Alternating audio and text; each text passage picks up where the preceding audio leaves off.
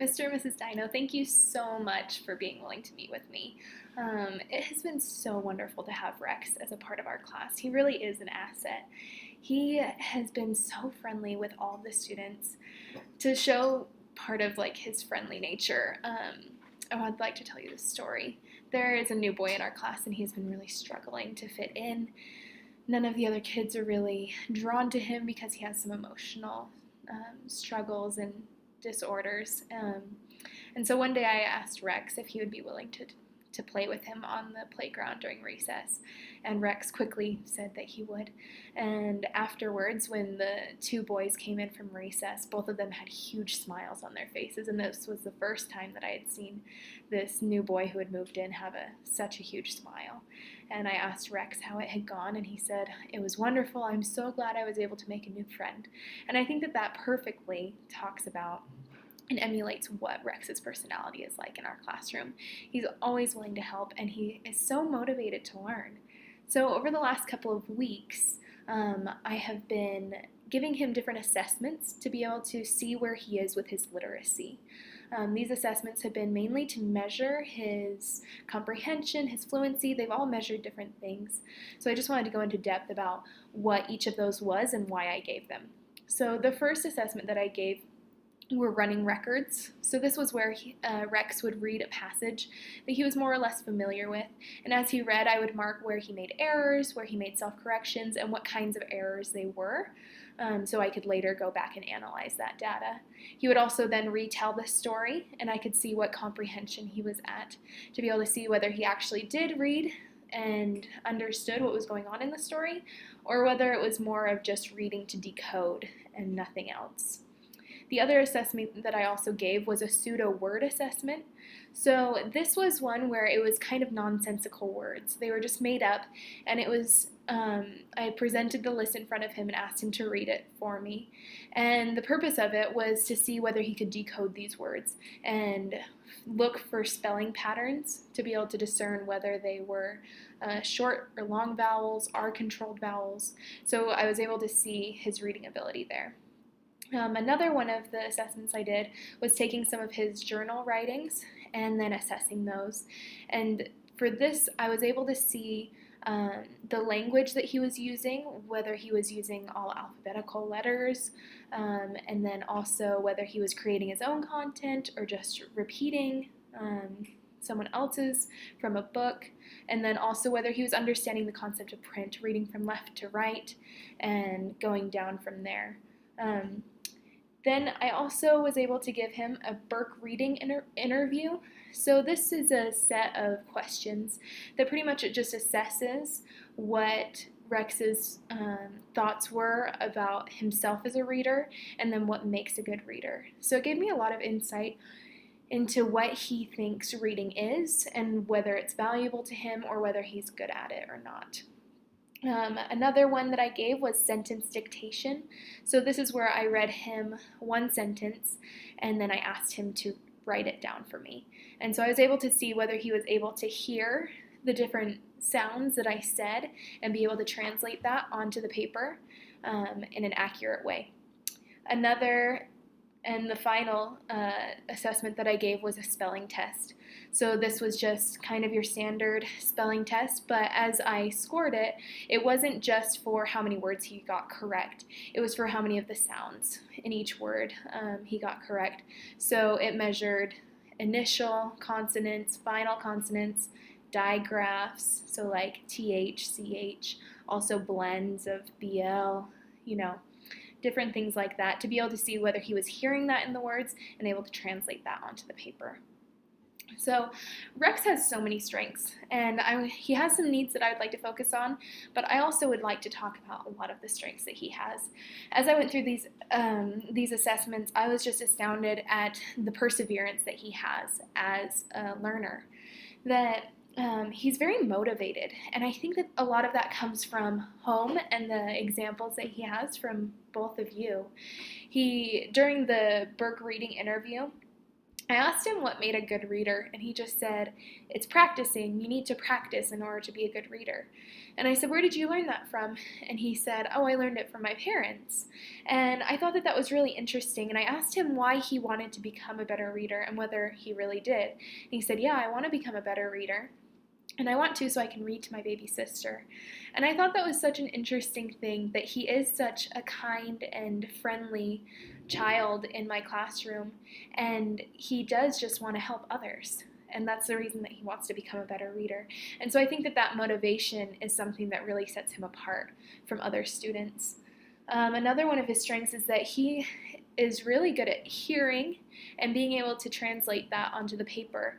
During the spelling test that I administered to him, he was able to receive a score of 32 out of 56 for the sounds, and he was able to master the initial and final consonant sounds of each of the words, and also the digraphs. So this put him at about a medium, this put him in a really good area for his spelling, and he was really motivated there too, because I said, okay, we're going to be doing a spelling test today. We can do as many words as you feel comfortable with. And he said, I want to do every single one because I want to try and see how many I can get right. And I just love that, because that is just how he is. He wants to learn, and he knows that he can do things.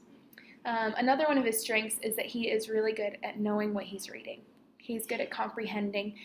So each time I would give a running record and notate whether he had made errors or corrections. Afterwards, I would ask him what happened in the story and whether he could tell it to me again. And each time he did it so well. He was able to tell me the characters, what happened to them, the events that they went through, and then the final conclusion.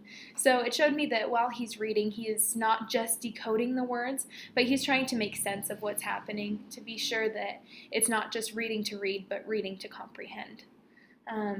So with these strengths, I would like to make some recommendations for things that I can do here in the classroom, and then also things that you can do at home. And I think that together we'll be able to build even more upon these strengths that he already has. So for the first strength that he has of being a motivated learner, I want to continue to do read-alouds at school. And these read-alouds, I think, will help him see what a good reader is, and also be able to spark his interest into even more genres. Right now he really loves cars and dinosaurs, and I think that sparking his interest into even more can be done through read-alouds as an entire class and finding books that he enjoys. At home, something that you could do is just read with him each night. And as you read with him, he will be able to see your examples, which he already has because he believes that you're good readers. And he will be able to become even more motivated to become more like that. Another recommendation for how to improve his spelling even more is that at school we're going to be stretching out phonemes. So those are the sounds in each word. And so I think that that will really help him be able to tune his ear to be able to hear the various sounds in each word, especially with the words that get longer, where blends, so he can really just become even more advanced. At home with the spelling, something you can do is to help it become more focused on him, and find maybe 3 to 5 words each week that he doesn't know how to spell that he would like to know how to spell. They can be anything, things that he would want to use in his writing, things that he's just curious about, maybe dinosaur names, like anything that he would like to spell. Just write those down and then work with him. Another recommendation would be in my classroom to improve his comprehension is to talk about the plot, character, and settings of the stories. I think that these will help him zone in even more to focus on those individual structures of the story to be able to infer even more from it. And at home, just have him retell you the stories. After you read him a story at night or whenever you're reading, just say, hey, can you tell me what we just talked about? What did we just read? And with that, he'll be able to see that comprehension is always a part of reading. It's not just something we do in school, or it's not just something we do at certain times, that comprehension is the point of reading, and that he'll be able to continue developing that. So as you can see, Rex is he's doing very well at school. There are a couple of needs that I've noticed, some areas where he could use some help. And one of those, the first one, is his oral language. I've noticed that he really struggles to be able to express himself verbally and to not be embarrassed by it. His stutter seems to really make him struggle. As I gave him the Burke reading interview, as I first asked him some of the questions, he was giving me a one-word answer. And this was near the beginning of our time working together. And so I just kind of stopped and I asked him why he was only giving me one answer, if he could tell me more about it. And he started to gain more confidence as he noticed that I was just going to patiently wait, that I wasn't becoming irritated or frustrated with him, but that I would just wait. So I think that oral language is definitely something that he needs to gain more confidence in, because he can do it and he has the thoughts in his head. He just struggles to get them out. Another need that I saw was his reading fluency. So he does well with decoding, but sometimes the decoding gets in the way of being able to read in a fluid way. So this can become frustrating for him. And in his running records, I noticed that sometimes his scores were lower, like below 90%, which would be like a frustrational level of text.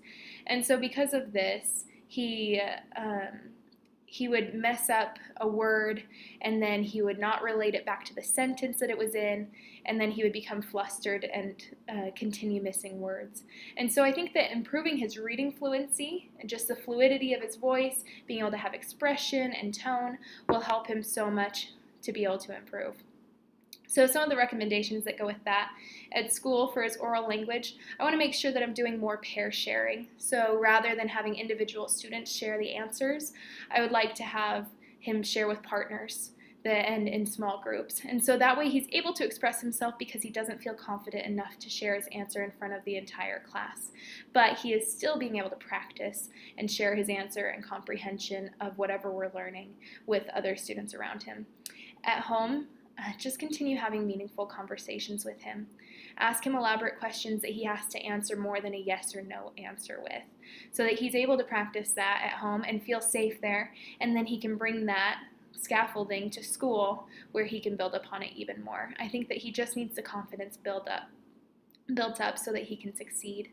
Another recommendation for his reading fluency is to implement a reader's theater in my classroom.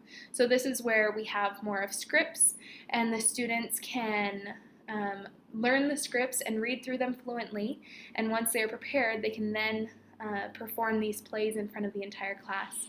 Rex has shown an incredible interest in this. We started with the Three Little Pigs, and he absolutely loved it. So we then moved on to Goldilocks and the Three Bears, and we've been practicing that ever since. So I think that this is helping him a lot more with his expression. Rather than reading each word choppy, he's able to make it become more expression-like and feel that good reader quality. At home, something you can do is to read his partners, to say that you're going to be partners with Rex tonight, and ask him whether he would like to read in unison or read every other page. That way he's hearing you read, and he's also reading with you at the same time. That way that fluency is able to be built up, and he can just improve. I want to show a couple of things. So this was his spelling test, which he did very well with. You can see in these first couple of rows, he didn't miss a single one, and that just shows his good spelling. He did wonderfully with this. Also, his writing samples. So I took his writing samples and then I was able to evaluate them. He received wonderful scores because he's creative and he wants to be able to improve because of that motivation factor. Overall, Rex is just a wonderful asset to our class. He has so many strengths, and his friendly disposition makes it so that he is able to get along with the other students, and he just is a delight to have. I think that these needs, as both of us focus on them, he will be able to succeed so much. I think that these recommendations, they definitely come from research that I've been able to do, and they will just help him developmentally to be able to succeed. So thank you so much for meeting with me.